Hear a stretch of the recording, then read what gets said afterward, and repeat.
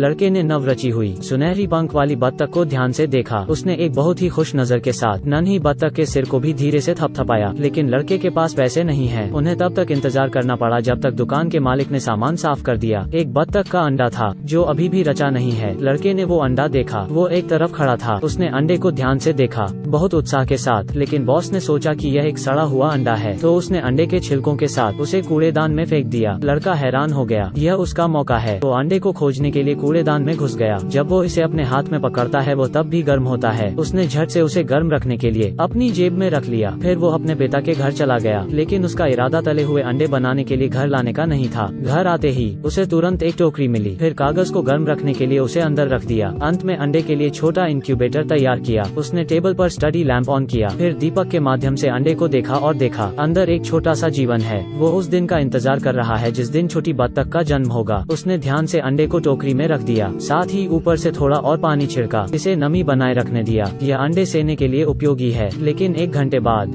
कुछ भी नहीं बदला। फिर 2 दिन बीत गए। लड़के ने हमेशा अंडे पर ध्यान दिया लेकिन कुछ न हुआ। लेकिन फिर भी लड़के ने उम्मीद नहीं छोड़ी। जिस क्षण वो कमरे से बाहर निकला फिर अंडे का छिलका हिलने लगा। लेकिन लड़के ने अपने पिता का अनुसरण किया। घर में सिर्फ एक अंडा होता है। अगली सुबह तेज धूप के साथ धूप खिली। खोल को तोड़ने और बाहर आने के लिए कितना उपयुक्त दिन है। यह शांत अंडा। अंत में एक दरार आती है। छोटी बत्तख अंडे के छिलके को तोड़ने की कोशिश करती है। सुंदर गुलाबी चोंच अंडे के खोल पर दस्तक देती है। उसने बहुत कोशिश की। अंत में अंडे का छिलका तोड़ दिया। बाहर से कोई मदद नहीं। यह खुद पर निर्भर है। सौभाग्य से अंडे की जर्दी से ऊर्जा के लिए धन्यवाद। इसमें खोल को तोड़ने की पर्याप्त ताकत थी। अंत में एक प्यारी बत्तख का जन्म हुआ। वो इतना थक गई थी कि उसे नींद आने लगी। जागने के बाद लड़के ने काफी ताकत भर दी है। शरीर पर फर भी सूखा है। वो बहुत प्यारी सुनहरी बत्तख बन गई। वो चल सकती है। हालांकि कदम अभी भी अस्थिर हैं, लेकिन इससे क्या खतरा होगा। इस नवजात शिशु बत्तख ने चारों ओर नए वातावरण की खोज की। आसपास के खतरे को देखे बिना सौभाग्य से यह सुरक्षित उतर गई। लड़का रात्रि स्तंभ की ओर बढ़ गया और लड़के के बिस्तर पर कूद गई। वो मगरमच्छ के मुंह में ठीक खड़ी थी। लेकिन इसकी जिज्ञासा सिर्फ इतनी ही नहीं है। यह तौलिया पर नीचे कूद गई।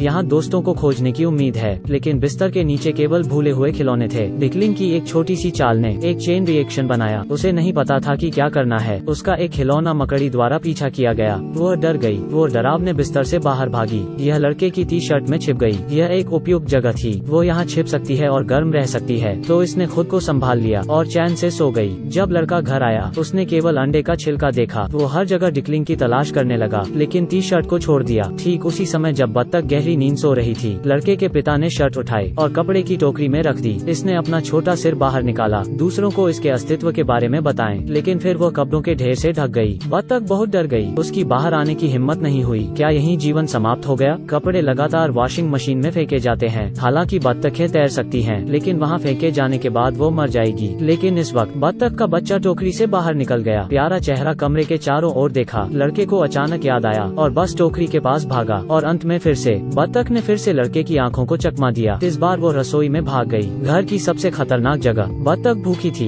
इसलिए उसने हर जगह भोजन की तलाश की। यह बैग में गई, लेकिन पिता ने उसे उठाकर रसोई की मेज पर रख दिया। वो टोकरी से बाहर निकली और खिड़की की तरफ भागी और जल्दी से पानी के पूर्ण टब की ओर आकर्षित हो गई। बत्तख की प्रकृति ने उसे उसमें कूदना चाहा, लेकिन इसका फर अभी भी पानी को अच्छी तरह से अवशोषित नहीं कर पाता है। तो छोटी पानी की टंकी मरने के लिए काफी है। यह जल्दी से चढ़ने में सक्षम होना चाहिए। पानी से लथपथ फर भारी और भारी होता जा रहा है। टब के आसपास का पानी बहुत फिसलन भरा है। उसने चढ़ने के लिए संघर्ष किया, लेकिन खतरा अभी टला नहीं है। वो गीली हो गई। गर्मी के नुकसान के कारण मरना आसान है। सौभाग्य से उस समय पिता ने गैस चूल्हा ऑन कर दिया। फिर एक टाइमर सेट किया और बाहर चले गए। बत्तख ने मौका लिया और रसोई की तरफ भागी। फिर वहीं खड़े होकर सोना का आनंद लिया। मुझे आश्चर्य है कि इसका अगला आनंद क्या इसमें अधिक मसाला होगा। फर सूख गया। शरीर में भी गर्मी आ गई। अगर वो जल्द ही नहीं हटी तो वो भुना हुआ बत्तख बन जाएगी।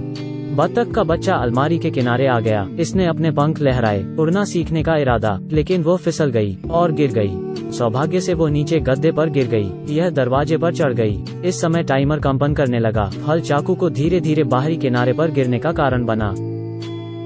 बत्तख भाग्यशाली थी कि बच निकली। गैप से गुजरने में डर लगता है, लेकिन बाहर के नजारे ने उसे हैरान कर दिया। बस बाहर चली गई। एक पेलिकन जो उससे कई गुना बड़ा बत्तख ने लगभग उसका पीछा किया और उसे डैडी कहा। किस्मत से छिपने की जगह मिल गई। इसने अंततः एक चिकन कॉप की खोज की। मुर्गियां चुपचाप चिढ़ रही थीं। डिकलिंग का सरप्राइज विजिट। उसने मुर्गियों को नहीं डराया तो बत्तख ने आज रात यहीं रुकने का फैसला किया। उसने पहली बार इतना सुरक्षित महसूस हुआ तो चैन से सो गई। लेकिन एक चूहा रात में चिकन कॉप में घुस गया और उसका लक्ष्य था स्वादिष्ट अंडे। लेकिन अंडे खाने वाले चूहे की आवाज ने जल्दी से माँ मुर्गी को जगाया। बत्तख भी जल्दी से जाग गई। इसने सपने में आवाज लगाई और माँ उसका ध्यान गया। बत्तख का मांस मुर्गी के अंडे से काफी बेहतर होता है। बत्तख जल्दी से बगल के छेद से भाग गई और खतरे से बच गई। बाहर की दुनिया बहुत खतरनाक है, ज्यादा देर नहीं रुकना चाहिए। इसलिए उसने फिर से छोटे दरवाजे से जाने का फैसला किया। वो गर्म घर के अंदर आ गई, फिर जल्दी से लिविंग रूम में चली गई। यह पता चला कि चिमनी के बगल में एक श्वास बिस्तर पड़ा है। यह खुशी से चिल्लाई, लेकिन इस पलंग ने फौरन अपनी आंखें खोल दी।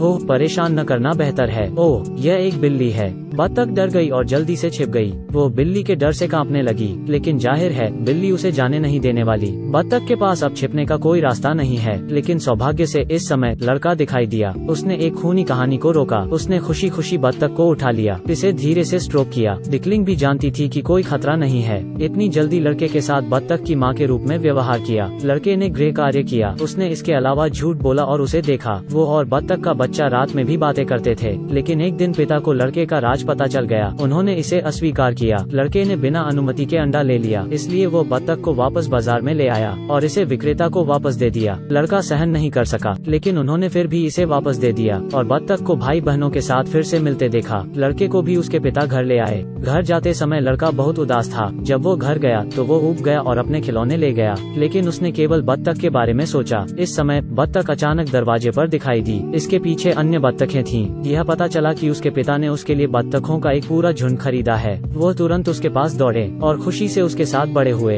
हर सड़क में रोमांच और आश्चर्य होते हैं, लेकिन यह सभी चीजें हैं जो हमें वयस्कता की यात्रा में करनी पड़ती हैं। लड़ना, हमेशा एक बेहतर संस्करण बनना।